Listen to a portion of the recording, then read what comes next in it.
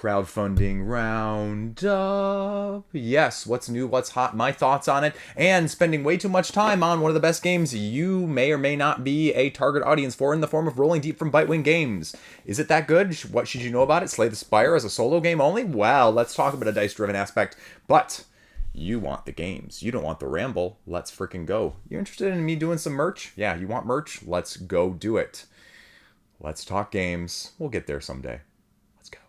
Look, we got to start with it, right? If I'm going to tease it like that, we got to go right into the teaser. Rolling Deep and Eureka. Don't have a hands-on copy of Eureka, but Rolling Deep, Balatro-inspired roguelike dice building journey. It is a clever, formulaic spin on that aspect of things. Is it totally unique? No. Is it doing something really good? Yes. Is it engaging for a solo gamer? Absolutely. Was it engaging to me as a non-solo gamer playing it as a solo game? Ooh, will he answer that question? Yes, he will answer that question later in the video. No, just kidding. I'll answer it right now. Yeah, it was. I was super impressed by this game. This is one of the most impressive games I played all year, period. Now, do you need the swipe promo pack? Do you need the achievement box, the metal foil box? There's an expansion? Nick, did I know about that? I don't really know.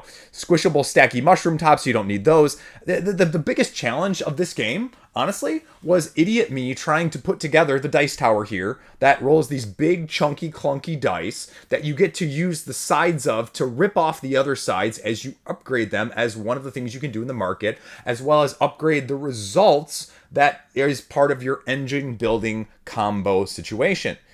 The whole concept of this is, wait, okay. It's a riff, right? This is not just me shilling. Space Biff matches the ambition of source material, exceeds it, and a pleasurable approach.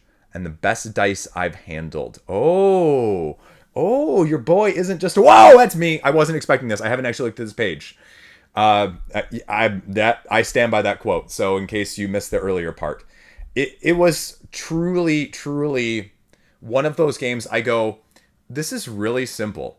The rules are really simple. Look at the point totals. You just got to get that point total, and you just got to do it subsequently, and then you get rewarded, and then you get your rewards, and you build it up, and you do it, and you just want to do it again. Is it going to be different enough every run? Well, the core concept, the core mechanistic approach is no. But the combos of these three decks that you're given to upgrade the sides here on the left, to upgrade the responses, or to, upgrade the sides on the other aspects, because you're going to have faces that actually combo, you're going to have coins, you're going to have potions, you're going to have mushrooms, you're getting high on shrooms in this game. High in the sense of your points, because you burn the mushrooms to score more points. So there's clever ways to manipulate the scoring in that manner, but it also scales incredibly well. I was incredibly impressed by it, because it's always within grasp, but you can also feel the tension of it potentially not being within the grasp of what you need to score. So I was super intrigued, super, just interested by this. I didn't get to do many of these cards incorporated. I kept most of them separate, to be frank with you. So I don't even know how much these dynamics with the unlockables are going to be there, but you fall forward and you get to use them, which is the other big aspect of this that you don't often get in some of these unlocking games. So, there you go. Everything on the page, smarter people than I showing you how it's done. The expansion. This is one of the few games I would say that this is absolutely a fantastic game, and you should give it a look-see. And then we have Eureka. Eureka, quick playing, level scoring, evolving challenges, again, using dice, but more of a Yahtzee system where you have 5 dice and you assign them to mine. But until you score them, you don't get them back. So it takes a different spin on things, because you're going to be whittling down, trying to choose how you want to score in the allocation in which you want to do it. But if you wait too long, you run out of dice, and then the game ends. High score, next level. Okay, is this multiplayer? No, this is solo too, I believe. Okay, Nick, I'm halfway intrigued by this one too. I wish this was multiplayer. And that's probably my biggest complaint with either one of these. The biggest downside of this is that both of them are solo. If you could incorporate, a multiplayer or cooperative situation to either one of these. Oh, wait, that was my video. I just completely missed my own video. I am a freaking Idiot. Look at that right there. Look at that right there. That's me. Okay. I wish that there was a multiplayer version of both those games. And then I would tell you, as I very, very, very rarely do, it would be a must-buy for almost anyone that likes that. But seriously, you should look at it, even if you're not a solo gamer. I'm convinced. And again, I don't shill this hard for that many things. I shill for a ton of stuff, but not this hard. Well, okay. You know me. I'm an idiot. Let's go on to the next game, though. Look, this is not the highest funding game of the week. This is even close to this, but I was super interested. And this is Monolith, not the company, Monolith the game from the folks over at Plaid Hat. I, am a little bit of a shill for some of their stuff, like this one right behind me. This is a war game, though, with asymmetric options of your factions with abilities for 3 or 4 players. So again, just like we're talking about with Bitewing as a solo, this is going to be that dynamic. But this is straight up an attacking, take that, kill, conquer, complete war game. And again, it's not disguised as anything else. It is what it is. The dynamic that I don't get off of the page, though, the answer in that sense of what I'm looking for, and the only way that I'm going to get that answer is watching a Dice Tower playthrough, or you're going to get that answer essentially right now, is that what you're doing is you're having hearts as your actions to take it as to attack, to move, to upgrade, to disperse your warriors, or to even recruit them. But then the leftover ones, we're doing sort of a completely opposite Dark Tower situation. Although we are returning to the tower, it is not producing the game result in the same way. It is actually doing more of you put them in there and then it reveals based on how your hearts have then allocated and settled to the bottom, which is going to change the dynamics as you approach the next phase of things. You've got your 5 asymmetric figures here, all your plastifications to go along with this war game terrain and everything else set up, and it's backstabbing, front stabbing, side stabbing, and everything else. I just want to see a rulebook. And this is a big quote from Tom, right? Amazingly fun game. Engaged and fun. That's what I want sometimes. That's why I'm so intrigued by this. But that's also why I want to see what we're doing exactly, because here are your hearts, temples you're controlling, boasting, rubbing it in, taunting your opponents, getting the objectives, but killing the other people's guys. Moving around, recruiting, bidding on divination cards, and you complete the actions, you drop them down, it reveals! And the 3 different battle actions that you have the ability to do, and that's what you're going to be doing. And so I'm assuming these are color-coded, so it gives you different options of different actions in that way. And so that's, I guess, what we're really talking about. So never mind. I actually get it completely now. I still want to see the rulebook, though. Slay, maneuver, and boast. So how you use what you've been allocated with is going to be the main key feature after you've been set up. It's expensive, though, but you're getting a deluxified version of it for $90. Do you think it's going to be $100 at retail? That's the question you have to ask yourself. The rest is just art prints. That's it. And I like what I see. I do. This game is now officially on my wish list. Thank you, Plaid Hat Games, for making something cool, different. And you know what? Go show them your money if you like different, too. Look, I'm not going to make too much of a fool of myself, but Nippon Genro and Nippon Zaibatsu, this is $200,000 with a Genro expansion for a relatively well-thought-of Euro game. And this is a heavier economic Euro game set in the Industrial Revolution of the Japan expansion. And you're getting new layers of content, tactical and strategic options, giving you more interaction and replayability, it says, in case the base game of these heavy Euros doesn't always do that. Just kidding, it always does, but more is always better on the hobby scene of things, right? Look around you. Anyway, 5 powerful advisors. And it's all in all the languages. All the information you need right here. Defined edition of a modern Euro with a classic decade of history. A decade of history. Okay. So you're getting, right, everything you want. Deep competitive Euro games. Tight resource management. All the keywords you can imagine. And again, how does this compare? I like this link. I wish it was on the page. But a complete breakdown of the base game and its updated system solo mode. Please refer to the original campaign. And so if we click over there, it tells you you are a manager of a conglomerate of a company called a Zaibatsu. They build and modernize factories, production, goods, market. It's more than a reprint. The best elements of the original, streamlines gameplay and introduce new concepts and mechanisms already in the base game before we get the second expansion of Genro. So they give us a little bit of the ultimate deluxe bell and whistle situation. You take your worker, you hire, you get the action, but if you don't want to, you can do other things. You consolidate, gaining income and bonuses. Tracks are scored. You do all of the Euro-y things. It's well thought of. The rulebook is right there, although it's on the other page, so you're going to have to actually click over there as well. But you're getting more asymmetry. And hopefully not too big of a difference in terms of what it's adding apart from that. And so there you go. You get a little mini expansion in addition. Add-on free for backers. More advanced, highly interactive Genro. Mini Cats of Japan. Tactical choices. Oh, that's cool. I like cats. And we're going to have a new member of our family soon with a cat. Anyway, not a kid. Not a kid. We're not having a fourth kid. And that's not a, euphemism or anything. We're actually getting another cat because the other one died. 12-year-old's still sad about that one. Okay. Emperor's Deluxe Edition, Metal Coins Edition, Neoprene Matte, Limited. Why back now? Well, you're getting the mini expansions. You're getting the base game. You're getting the Deluxe Edition from Crowd Games. So it goes through all of this. I'm not going to embarrass myself. I'm not going to give you any sort of ramble of what I can't actually do. So I'm just going to tell you what they're telling you. Each Genro, difficulty value to the red of the title, degree of complexity that it's going to add to the game. It gives you an option then of how each of them is going to give you a different mechanical approach with the complexity that is going along with it. So free add-on there, and shows you the pictures of the components that everybody wants all the time. So yeah. Rulebook is also on this page with the new expansion. So if you want to give it a look, you can. If you'd rather play it online and see what you like of it as well, you can do that. And then you can support them because they're over $200,000. Give them a look-see, tell them we sent you. Die Ball, modular fantasy sport game from Button Shy. 9 cards per team, $10. You'll probably get a little mini expansion, but there's also a solo mode available to give you a little extra with the promo mascot cards here if you like it. It's their first modular game. Interesting. 2 players and a head-to-head of everything from your hand and tableau, bluffing, betting, area control, score 7 points, or just score the most before the game ends.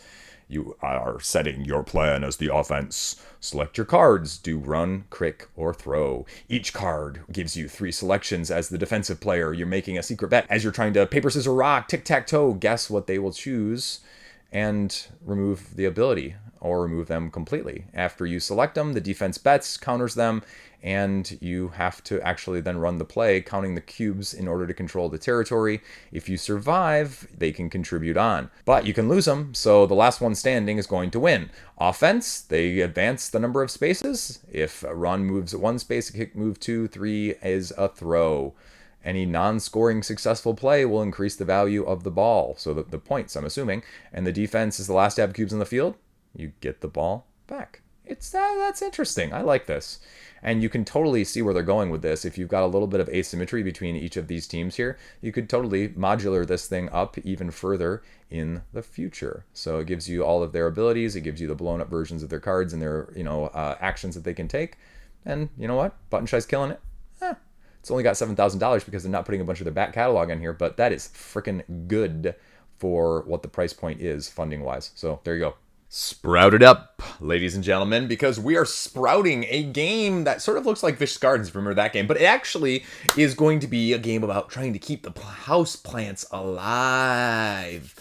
Danhausen. Anyway, $111,000 for this game that you've never heard of. But what you're doing is a 2-phase system over 5 rounds, where you're pressing your luck, trying not to bust and wilt your plants, and then feeding your plants, buying more plants, recruiting more plants, all of those fun things.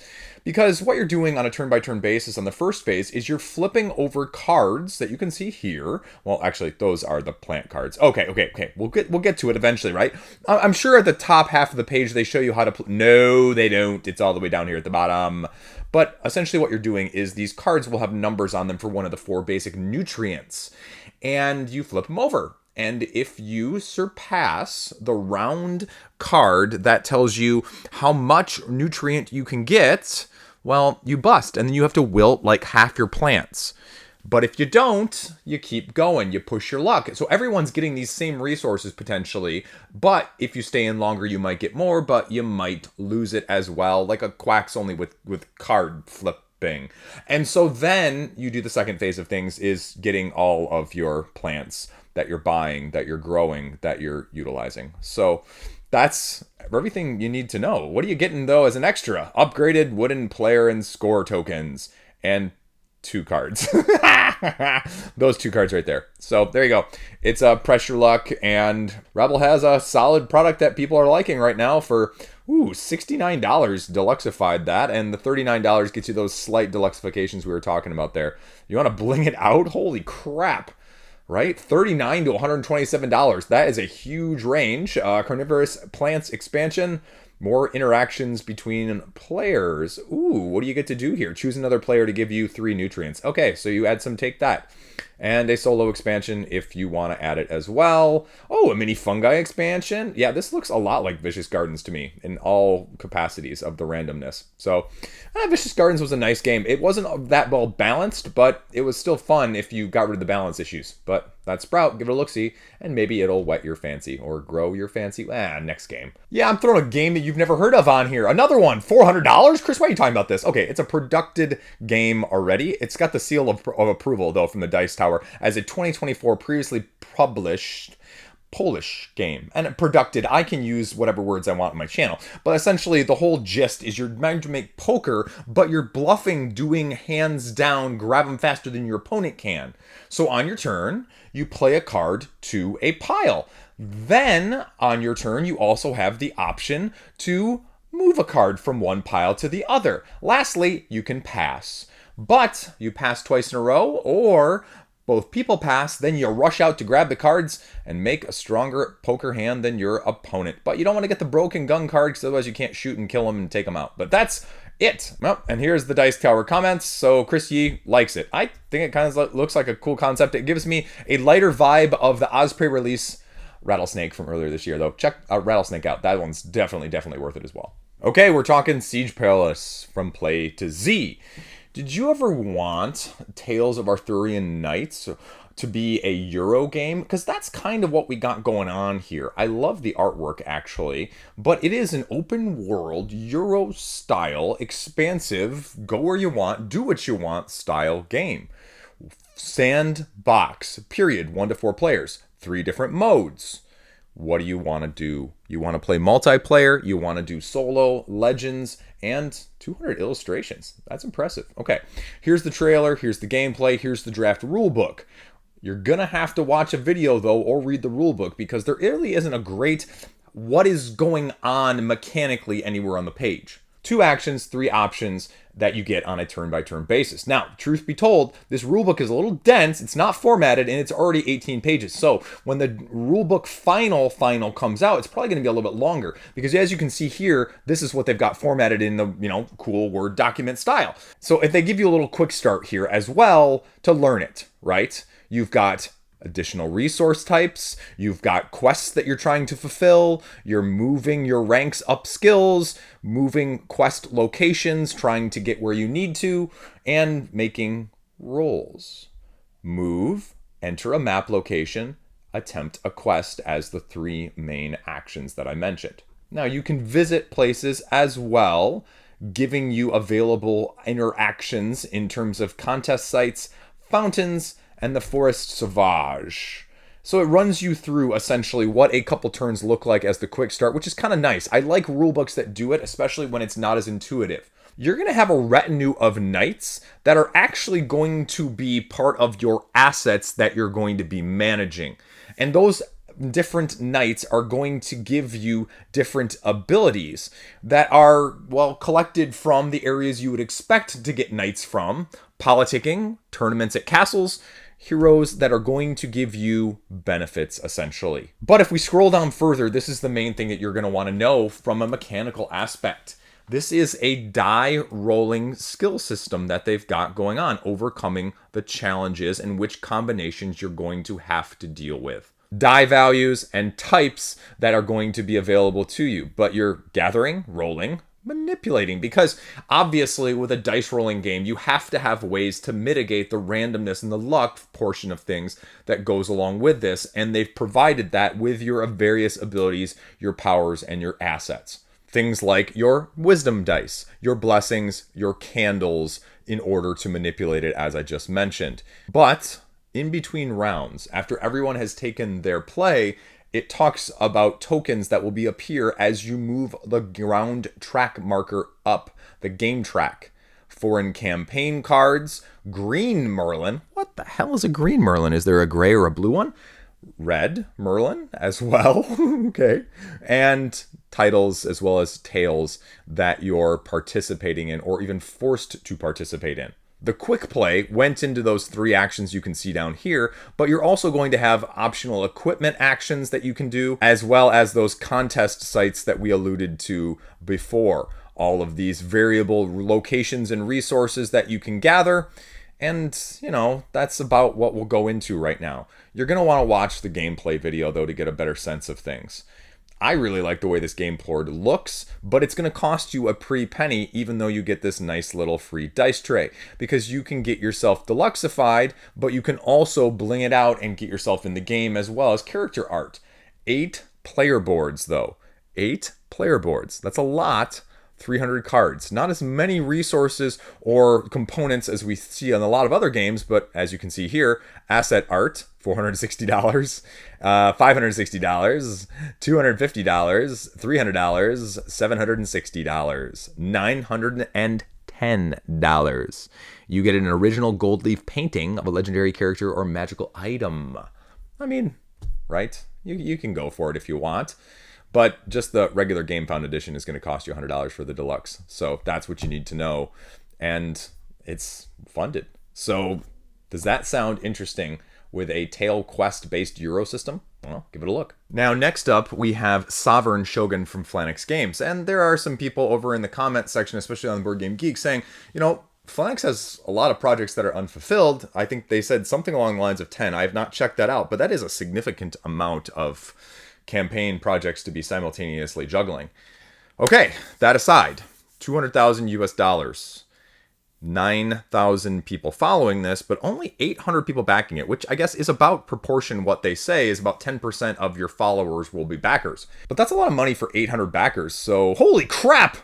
That all in is 525 euros. What the deuce are we doing? I was going to say how much I was actually impressed by the mechanics here of as a 2 to 5 player situational area control 1 to 2 hour game, because it's got an Ark Nova-esque vibe of having these 5 action tiles that you're going to be manipulating, in the sense that they move along, and the further they are over in your tableau, the more powerful they are. And then when you allocate them, or use them, I mean, they get allocated all the way back to the beginning, and everything else slides up.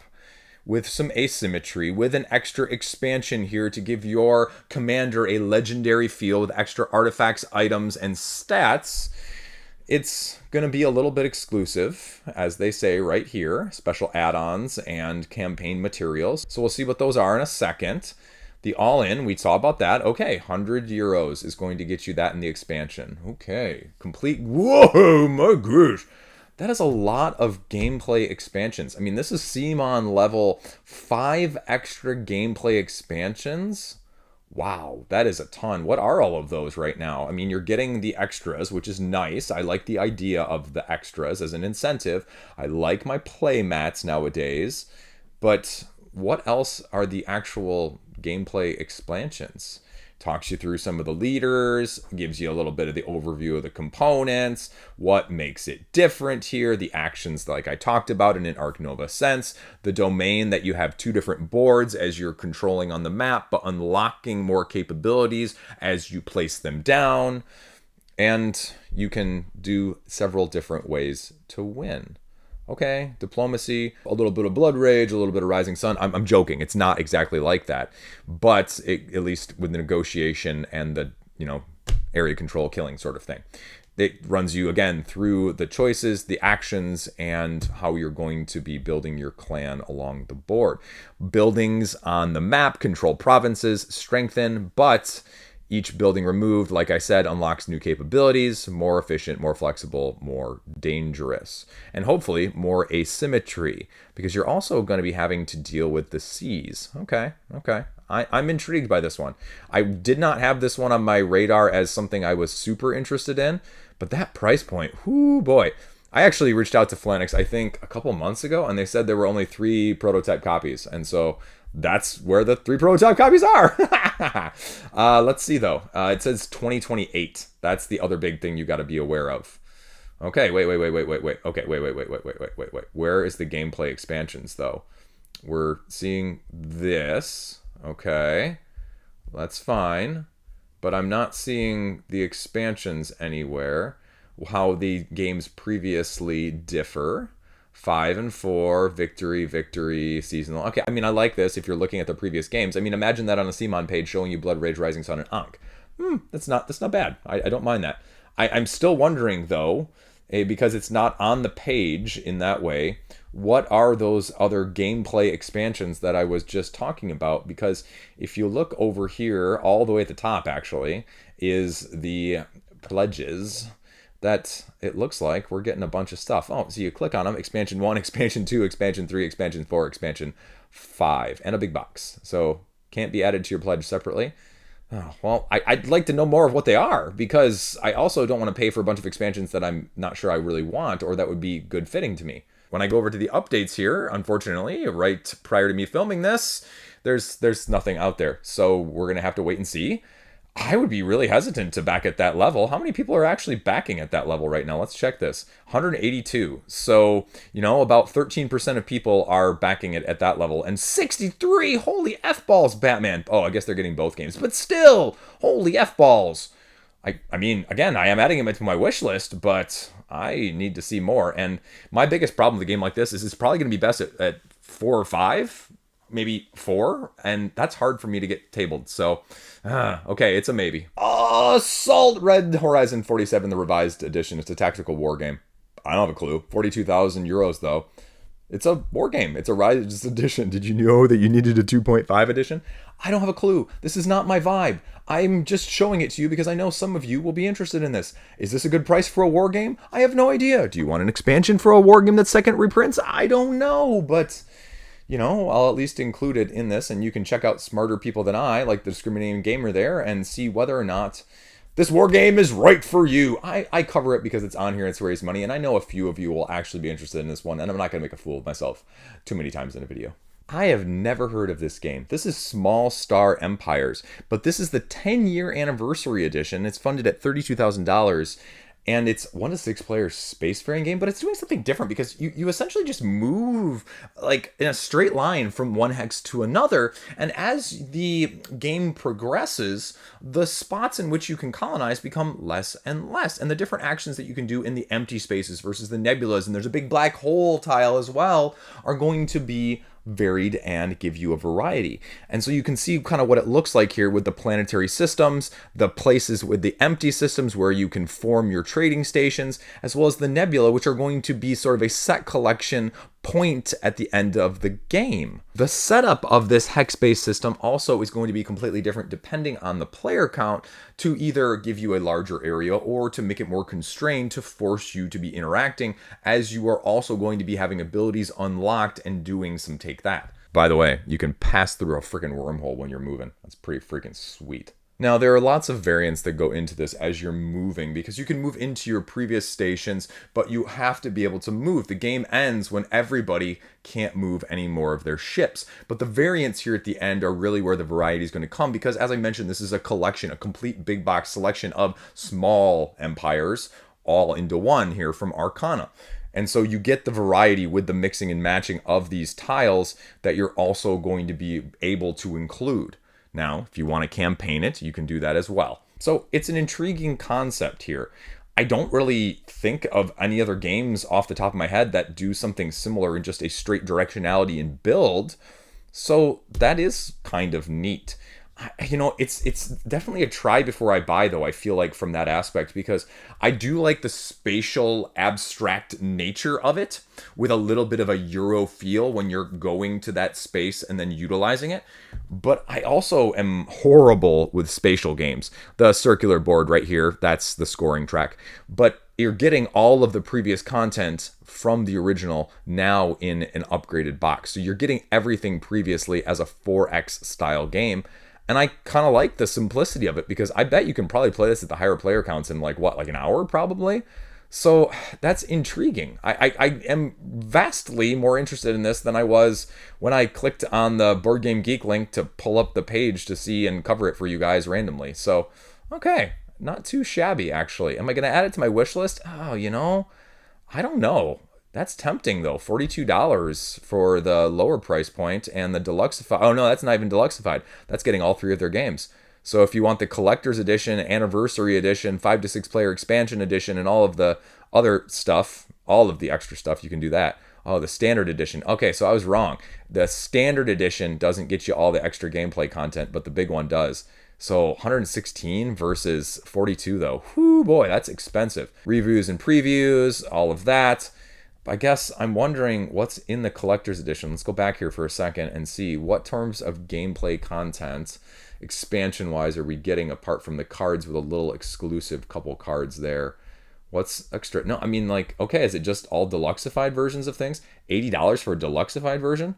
No, because we get the expansion components. Okay, the Galactic Vibe. Okay, so you must get some additional gameplay with some of that stuff. So, okay, you know what? That's expensive, though. I think I'd have to go the standard edition to see if, and hope that I could get the other stuff if I'm lucky later. Chris, why are you covering Crystal Pints? You know, this was actually labeled under the tabletop games because you put glasses or pints on the tabletop.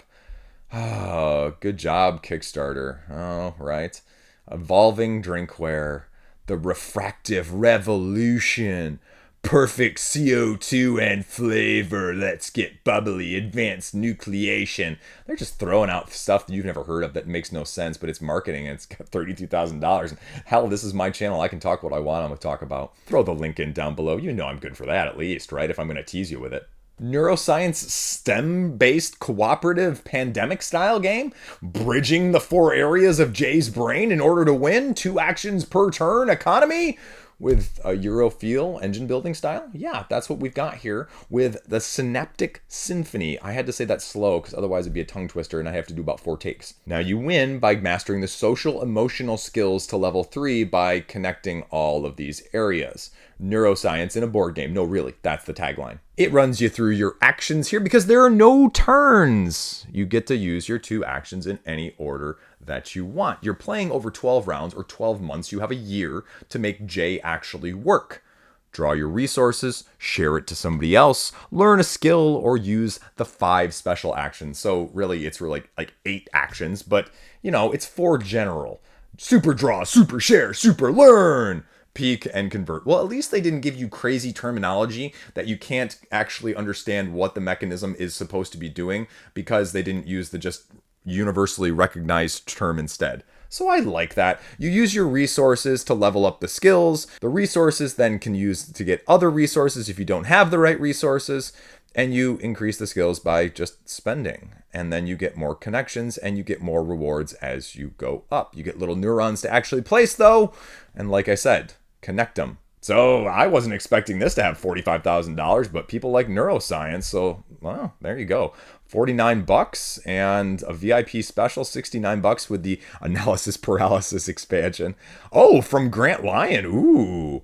So, you know, that's just reminding me that someday I'd love to have my own card in a game that I love, which is another reminder that I am not doing well in that regard.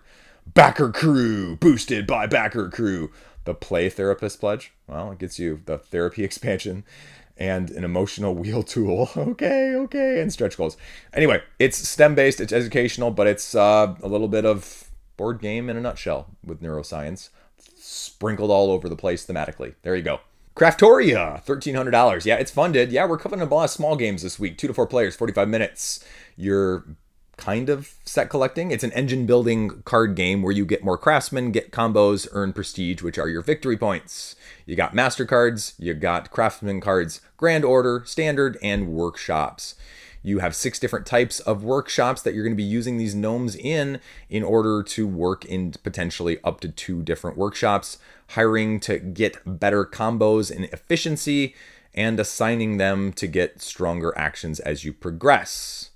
I really can't give you anything more than a generic overview in that sense because there is nothing else on the page that tells you how you're actually playing it. There's not a rule book as far as I can tell either. So again, if you're interested, you know, I'll put it on your radar. You check it out more in depth. $74 US will get you a copy of The Mad King's Ire, a dungeon crawling progressive based upgrading escape from the dungeon style game here, with a roguelike customization where it will carry over between sessions, or if you want to do a campaign or a gauntlet mode, you can also do that, 1 to 4 players, but no miniatures here. You're gonna get your boy some standees. But if you want a little extra, they'll give you the expansion content here of characters, gameplay, and more gameplay with more dangerous dungeons, more twisty trap cards, and more revealing as you're going through, progressing from one room to the next, trying to escape while achieving your quest. You can see this is going to be mainly card driven down here at the bottom of the image as you draw from all of those different colored niceties. Momentum is the key feature with these 4 characters and their unique asymmetric play styles as you take your turns simultaneously, which is the big different feature as a dungeon crawl. Some of these actions as you're taking them are repeatable, but some of them can only have one of these momentum tokens that you get at the beginning of your turn on them, so you are limited in their use. You're going to be, well, fighting using dice. How do you feel about them apples? Because that's what we're used to in a lot of our dungeon crawls. And yeah, it's an explorative type game because you're using one of your moves or your momentums in order to go to the next room. However, if you run into enemies, they are actually engaged with you, and then they will stick with you and move with you as you progress. But it is a relatively simplistic battle system with those dice because you have the ability to manipulate. The bad guys have the ability to manipulate your dice. But it's a comparing successes, which are counted as a 5 or 6 versus the enemy's defense. Because they also roll dice and their successes go against your successes. And if you do more, then you damage them. And here are all your ways of upgrading. So it gives me a little bit different vibe of almost like an adventure tactics style. You have 4 characters in the base game. You have 4 characters with the expansion here.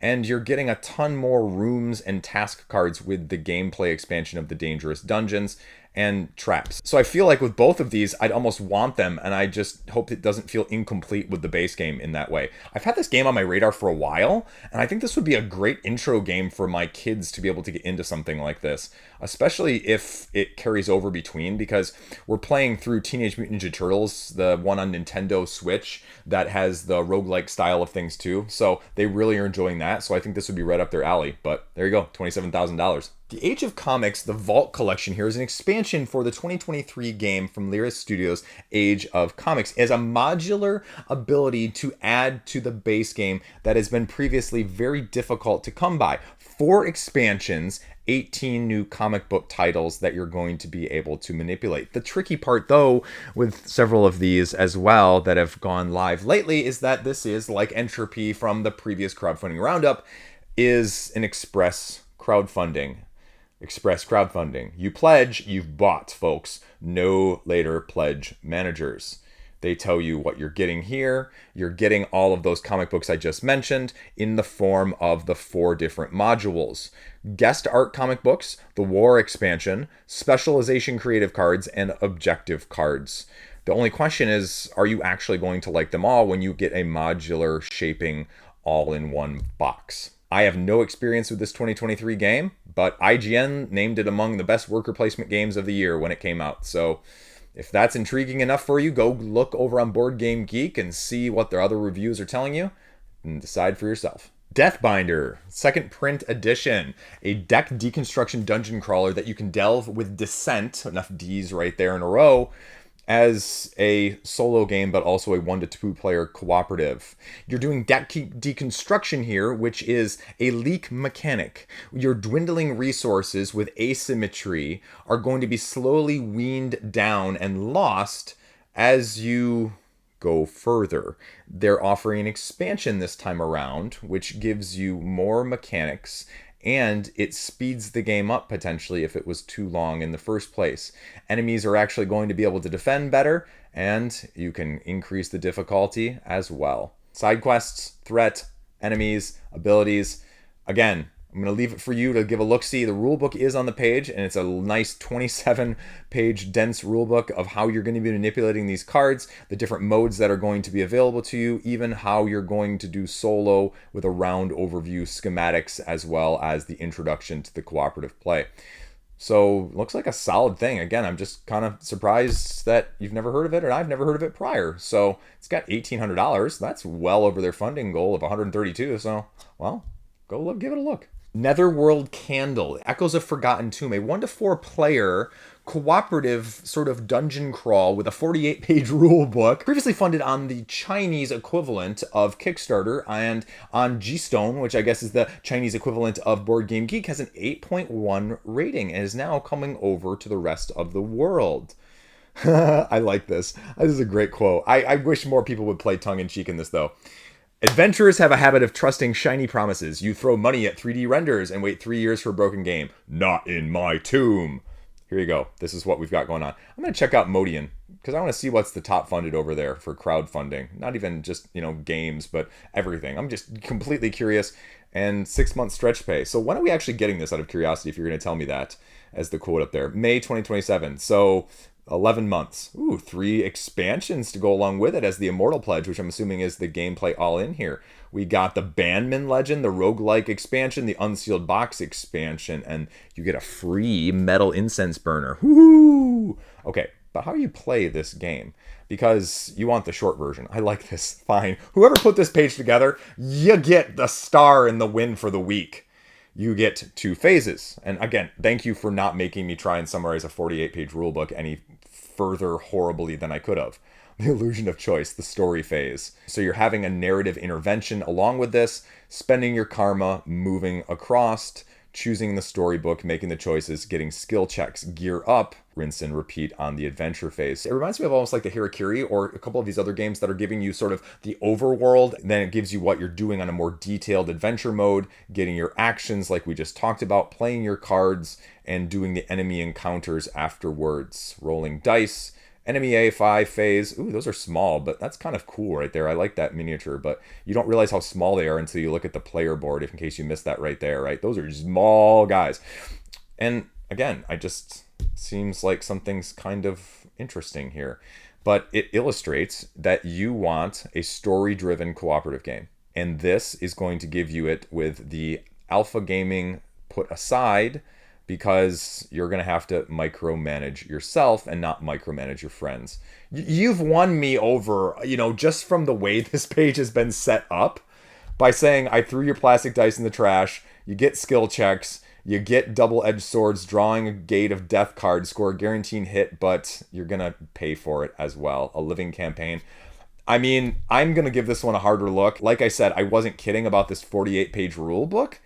But this also looks like a finished product. The only question is, I guess 11 months is longer than I'd expect for a finished product in a lot of those ways. But it seems to be relatively well translated as well when I'm just reading through it very, very, very, very, very, very, very, very, very, very, very briefly. Because I'm sure if any of you are going to read this, you'll notice mistakes that I haven't. But you're doing the story card situation, moving them along, doing your tests, and then doing the adventure phase. So it looks like it's maybe not doing something like dramatically different, but it looks unique enough that I didn't have this thing on my radar whatsoever. And now I'm intrigued. Why you've never heard of us? Because they're Chinese, and that's okay. So, if that's all accurate, that's relatively impressive. So there you go. They've got all their information out there to make you more confident, and wow, they've really done their homework there. I think that this is impressive because this is searchable. They give you the link. This is just one of the best foreign campaigns outside of North America or Europe that I've ever seen.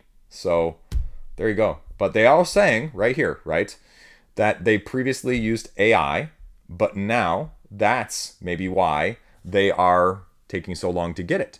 So they are paying for more stuff, and they're going to be getting rid of all of the AI art, or at least as many as they can. So is that a make it or break it for you, I guess is the question. Do you believe that? And are you willing to put your money where other people have already apparently bought this game and enjoyed it in some way? So I'm not surprised it's $52,000. I'm actually a little surprised it's a little less, but that's mostly because, again, like they said, you haven't heard of us. There were only 1,700 people following it, but it's impressive. Shiver Me Timbers is back with a reprint and a brand new expansion here. Thematic sandbox of pirates with a 24-piece miniature ship. No, I'm not making that up. It's actually that. 83,000 euros says that there are those ships I just talked about as you get to explore and add more game content to this open world sandbox pirate-esque game. Sandbox, as they illustrated. You want to goldify and deluxeify it? Well, you can do that, and you can get all of this fancy stuff. I'm going to leave it alone and not get myself in trouble, but it runs you through what the new expansion is giving you here. More stuff, and a little bit of new gameplay mechanic, with a new area to explore, modular towers to build, and more life goals as you have to get goals in order to win. But it's going to give you the deluxifications you're looking for as well. Fifth Player is an additional expansion, and, well, I guess you can get it because it hasn't been widely available on the secondary market, I believe, at retail. So, Deluxe Edition, 160 euros. Whoo, dog. 70 euros even for the base game here. And just one expansion will cost you 105 euros. So, things ain't getting any cheaper, folks. But if you want to get the slight overview here, the modularity and the player abilities that you can use in order to get the gameplay as you use your ship's wind and speed in order to move and try and buy, sell, and take out other people as you hunt for more treasure. Again, I'm going to leave it alone there before I get myself in trouble. And all the life goals have been claimed. End game begins. Just most victory points in that way. What would this say? Like a 2-hour game up above? But, oh, wow, look at all these people that are talking about it. So more people knew about it than I did. So I'll give them kudos there because it's got $100,000 and that's impressive. So that's it. That is crowdfunding roundup this week. I got nothing else, man. So by the time you're watching this, I am on vacation, which means I have brought way too many games with me to play on vacation that actually won't get played. But majority of them are card games. I bought one of those little boxes that holds like 300 or 600 cards. It's like a Magic the Gathering style things, but I basically threw like a dozen card games in there, and so saving so much space and actually bringing games I think that are going to get played. Maybe, probably not. But that's where I'm going to be at. So after I come back, though, we'll definitely have a video saying these are the games I brought, and then these are the games that actually got played. My wife is not going to like me, but I'm bringing less games than I have in years past, so take that for what you will. My wife's family is a thing. They don't really, most of them, play games, so I'm actually starting to indoctrinate the kids and my nieces and nephews. There you go, right? Haha! That's all I got. Thanks for watching. Stay classy. Peace out. Have a great, freaking, fantastic day, whatever day you're watching this. Thanks.